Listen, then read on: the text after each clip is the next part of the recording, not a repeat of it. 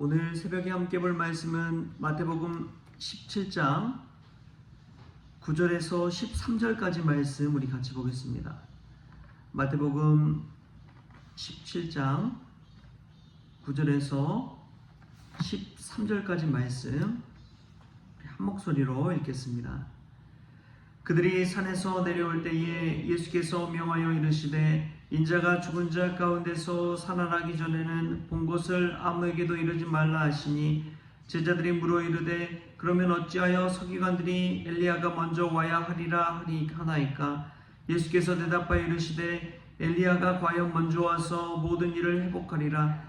내가 너에게 말하노니 엘리야가 이미 왔으되 사람들이 알지 못하고 임의로 대유하였도다. 인자도 이와 같이 그들에게 고난을 받으리라 하시니 그제서야 제자들이 예수께서 말씀하신 것이 세례 요한인 줄을 깨달으니라. 아멘. 할렐루야. 말씀 가운데 귀한 은혜가 저와 여러분에게 있기를 소망합니다. 오늘 말씀 보면은 예수님이 이제 변화산 사건에 올라가셨다가 바로 내려오는 장면입니다. 예수님께서 내려올 때 내려와서 아예 그냥 제자들, 남은 다른 제자들이 있고 또 다른 많은 무리들이 있는 곳에서 이야기하기 전에 산에서 내려오는 그 타이밍에 이 베드로, 야고보, 요한에게 당부의 메시지를 하고 있는 것을 볼 수가 있습니다. 소위 입단속을 하고 있는 것이죠. 여러분, 사실 이 베드로, 야고보, 요한이 변화산 사건에서 정말 예수님이 하나님처럼 해같이 빛나고 옷이 휘어지고 그런 장면을 봤을 때 얼마나 놀랐을까요? 그런 것을 경험하고 아마 가만히 있기는 쉽지 않았을 것 같습니다. 이야, 그런 영광스러운 일을 경험했는데 가만히 있을 사람이 얼마나 있을까요? 놀라운 기적과 같은 일들을 체험했는데 가만히 있을 사람이 얼마나 될까요? 그런데 예수님은 오늘 제자들에게 이렇게 이야기합니다. 인자가 죽은 자 가운데서 살아나기 전에는 본 것을 아무에게도 이르지 말라 하시니. 예수님이 이 말씀하신 이 말씀을 생각해 보면 부활하신 이후에 그제서야 이제 이 말씀을 변화산 사건을 이야기하라라는 그러한 메시지이지요. 그 전에는 말하지 말라는 것입니다. 자신이 본 것들을 누군가에게 이야기하지 말라고 한 것이지요. 이것을 볼 때에 예수님이 말씀하신 그대로 일어난 것을 체험하고 나서야지만이 예수님이 그리스도임을 증거하라는 그런 메시지인 것이지요. 예수님이 죽은 가운데 다시 살아난다는 것, 여러분 이야기를 들으면 그 당시 사람들도 얼마나 충격을 받았을까요? 에이, 말도 안 돼. 어떻게 그럴 수가 있어. 그런데 실제로 예수님이 그렇게 살아나고 나니까 그 말씀이 그대로 생각이 나는 것이죠. 예수님이 그랬었지. 그제서야 생각나는 것들을 믿는 자들에게 전하는 그 제자들의 모습을 떠올려 볼 수가 있습니다.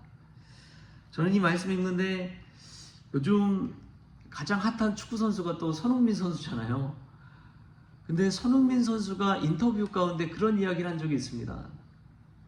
사실 손흥민 하면 월드 클래스 아닙니까? 토트넘의 레전드 선수 아닙니까? 그런데 자기 자신은 아직 월드 클래스가 아니다. 나는 아직 레전드가 아니다 이야기예요. 그런데 손흥민이 유로파에서 우승하고 나서 그제서야 자신이 이제 나는 월드 클래스더라 라고 토트넘의 레전드라고 그렇게 이야기하는 것을 볼 수가 있습니다. 우승하기 전까지는 월드 클래스도 레전드라고도 그렇게 스스로가 이야기하지 않았지만 마침내 우승하고 나니까 자기 스스로 그러한 이야기를 하게 되는 것이지요.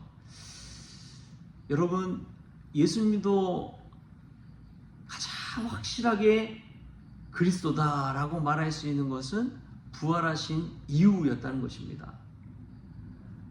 아무리 말로 내가 그리스도다, 내가 하나님의 아들이다, 내가 구원자다, 이렇게 말하는 것이 그냥 말로써 끝날 수가 있다는 것이죠. 수많은 사람들이 예수님의 부활을 듣고 과연 그 부활을 그 자리에서 믿었을까요? 예수님의 부활을 본 사람들이 500여 형제나 됐잖아요. 그 부활을 직접 경험하고 예수님의 죽음과 다시 살아나는 것들을 봤던 이들 때문에 이 기독교는 완전히 역사가 달라져 버렸어요.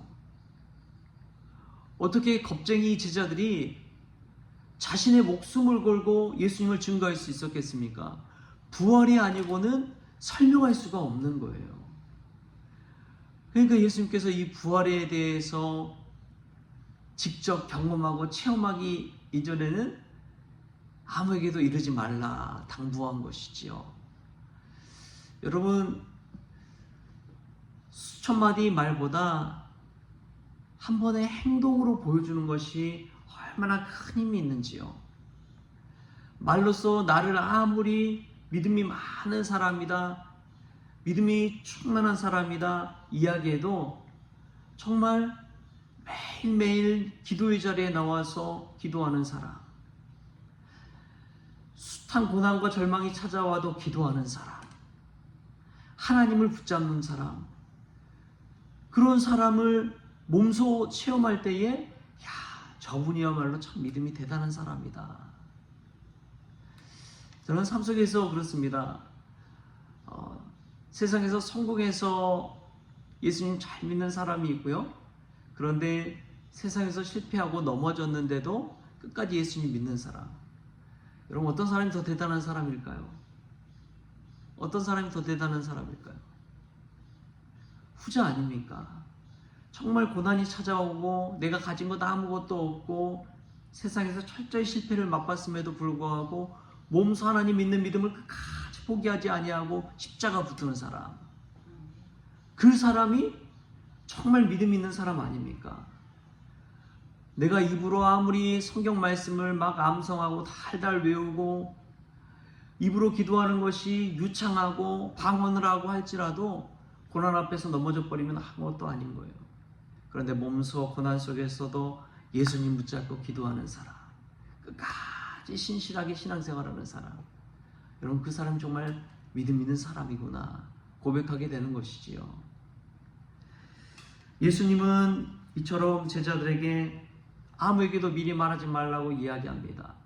부활한 이후에 그제서야 수많은 이들에게 부활하신 주님을 증거하라고 하는 메시지가 오늘 본문 말씀인 것이지요. 우리도 이처럼 말로서만 예수님 믿는 것이 아니라 행함으로 우리의 믿음을 증명할 수 있는 주님의 종들 다 될 수 있기를 바랍니다. 또 두 번째로 보면은 엘리야에 관한 메시지가 나오는데, 그리스도가 오기 전에 엘리야가 와야 된다라고 그렇게 서기관들이 이야기하거든요. 근데 예수님도 이 말씀에 동의합니다. 맞다고 이야기해요. 근데 그 엘리야가 이미 왔음에도 불구하고 그 사실을 서기관들이 알았음에도 불구하고 그 엘리야가 누구인지를 캐치하지 못했다고 예수님께서 이야기합니다.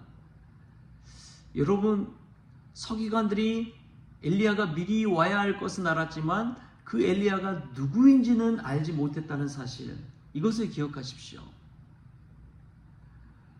누구나 예수님을 그리스도라고 알 수 있지만 그 예수님이 나에게 어떤 분인지를 고백하지 못한다면 아무 소용이 없는 것이지요. 이 차이가 엄청난 차이를 불러옵니다. 성경 지식은 알고 있지만 내 안에 믿음이 작동하지 않는 이들이 있잖아요. 그러면 성령의 능력, 우리가 체험할 수가 없는 것이지요. 성령의 9가지 열매 맺을 수가 없는 것이지요. 내가 머릿속으로는 이해를 하고 있더라도 내 마음과 삶을 통해 온전히 주님을 믿지 못한다면 삶에서 경건의 능력이 나타날 수가 없는 것입니다. 이 차이가 굉장히 큽니다. 아는 것과 아는 것을 실천하는 것의 그 차이. 지식적으로는 알고 있지만 그 엘리야가 세례 요한이라는 것을 알지 못했던 그 차이, 얼마나 그 차이가 큰가요?